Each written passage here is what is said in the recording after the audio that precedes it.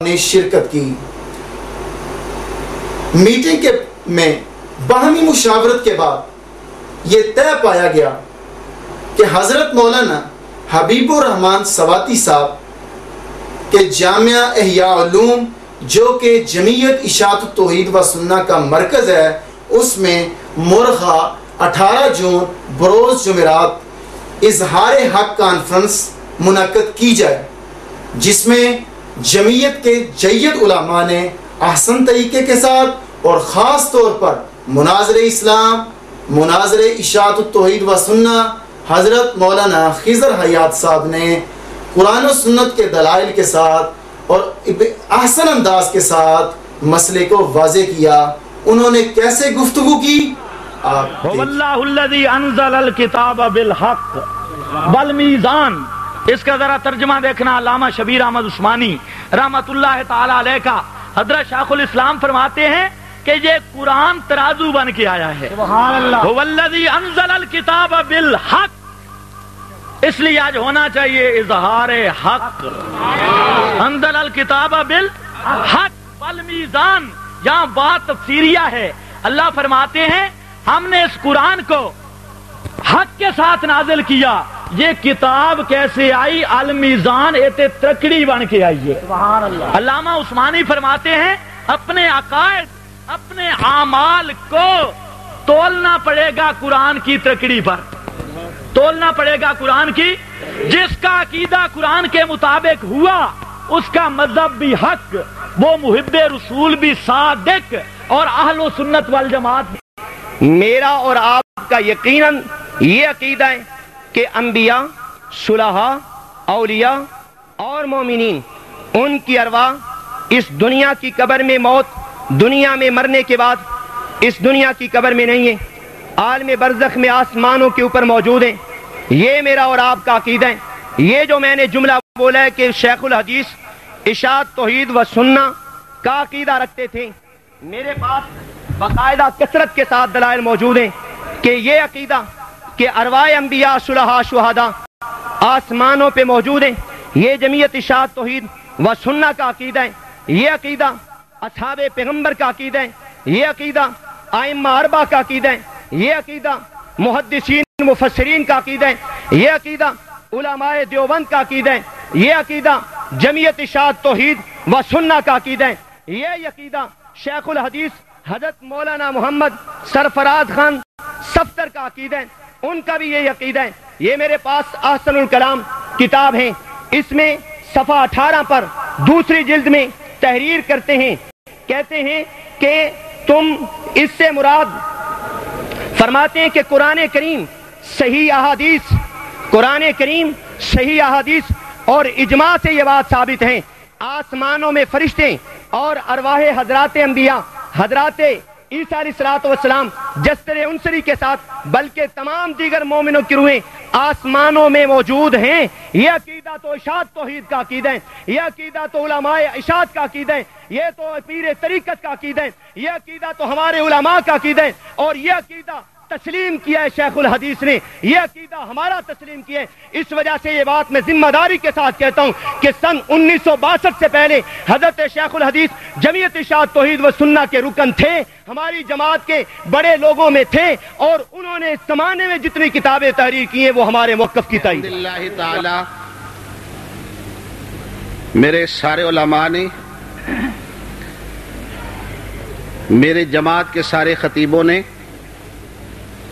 میری جماعت کے سارے بیان کرنے والوں نے ادب کو ملحوظ خاطر رکھتے ہوئے ہر مسئلے کو بیان کیا ہے، بے شک،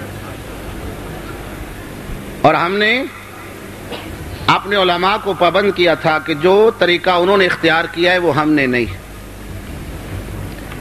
بعض احباب وہ ہیں جنہیں یہ علم نہیں ہے کہ اصل وقوع کیا ہوا اور یہ اس کے جواب میں کیوں کانفرنس رکھنا پڑی۔ میں ایک بات آپ کو بتا دینا چاہتا ہوں، ہم نے ہمیشہ دفاع کیا ہے، کبھی جارحانہ ہم نے حملہ نہیں کیا۔ عرصہ 34 سال کا مجھے بھی اس میدان میں گزر رہا ہے۔ اس 34 سال کے عرصے میں ہمارے سٹیج سے کبھی کسی عالم نے، کبھی کسی واعظ نے، کبھی کسی خطیب نے یہ انداز نہیں رکھا جو نصرت روم کے سٹیج پر انداز رکھا گیا۔ گجرانوالہ کی تاریخ شاہد ہے کہ گجرانوالہ یا گجرانوالہ کے گرد و نواح میں جب بھی اشاعت التوحید و سنہ کے علماء پہ ایسے بے بنیاد الزام لگائے گئے، ایسی بازاری زبان استعمال کی گئی یا ایسی بازاری تحریریں لکھی گئیں، آج تک الحمدللہ شہر گجرانوالہ نہیں، پورا ضلع گجرانوالہ، پورا ڈویژن گجرانوالہ میں جہاں کہیں بھی کسی نے ایسی زبان اٹھائی یا قلم اٹھائی، الحمدللہ ثم الحمدللہ جمعیت اشاعت التوحید و سنت کے علماء نے ادب کو ملحوظ خاطر رکھتے ہوئے ان کا جواب دیا۔ لیکن جب ان کی کلمیں ہمارے علماء پہ اس طرح اٹھی، جب ان کی زبانیں ہمارے علماء پہ اس طرح اٹھی، پھر ہمیں بھی مجبوراً تھوڑا سا مرچ مسالہ لگانا پڑا۔ لگایا یا نہیں؟ زور سے بولو، زور سے بولو۔ مگر میں آج رب کعبہ کی قسم اتنا خوش ہوں کہ کبھی گجرانوالہ میں ایک سٹیج سے جواب چلتا تھا، آج پورا ضلع گجرانوالہ جواب دے رہا ہے۔ بے شک، بے شک۔ آج قلعہ دیدار سنگھ کی نمائندگی، نوشہرہ ورکا کی نمائندگی، مڈیالہ تیگا کی نمائندگی اور دیگر علاقوں کی نمائندگی، آج یہ پورا اجلاس یہ بات بتا رہا ہے کہ یہ مسئلہ ایک فرد کا نہیں، پوری جماعت کا مسئلہ ہے۔ مگر میں دکھ کے ساتھ کہوں گا، زبان وہ استعمال جو میرے شیخ، میرے بزرگ سید محمد حسین نیلوی نور اللہ مرقدہ،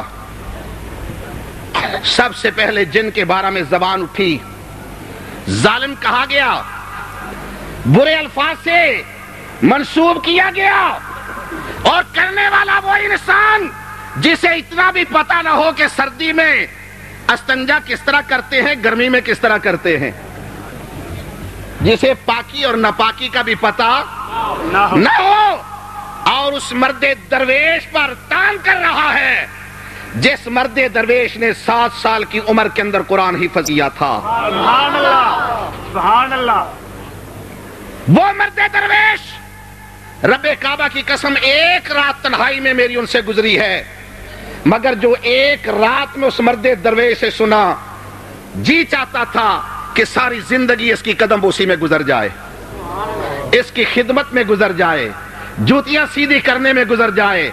کون؟ محمد حسین نیلوی نور اللہ مرقدہ، جنہوں نے 7 سال کی عمر میں قرآن حفظ کیا، 7 سال کی عمر میں قرآن، اور وہ مولانا محمد حسین نیلوی جنہوں نے 16 سال 8 ماہ کی عمر میں جامعہ امینیہ دہلی سے دورہ حدیث کی سند کو حاصل کیا۔ سبحان اللہ۔ کتنی عمر میں؟ 16 سال 8 ماہ جامعہ امینیہ میں، اور پھر 18 سال کی عمر میں مولانا مفتی کفایت اللہ نور اللہ مرقدہ نے اپنی مسند میں بٹھا کر درس و تدریس کے سلسلہ میں انہیں لگا دیا۔ بے ریش عمر میں، داڑھی ابھی نہیں آئی، 18 سال کی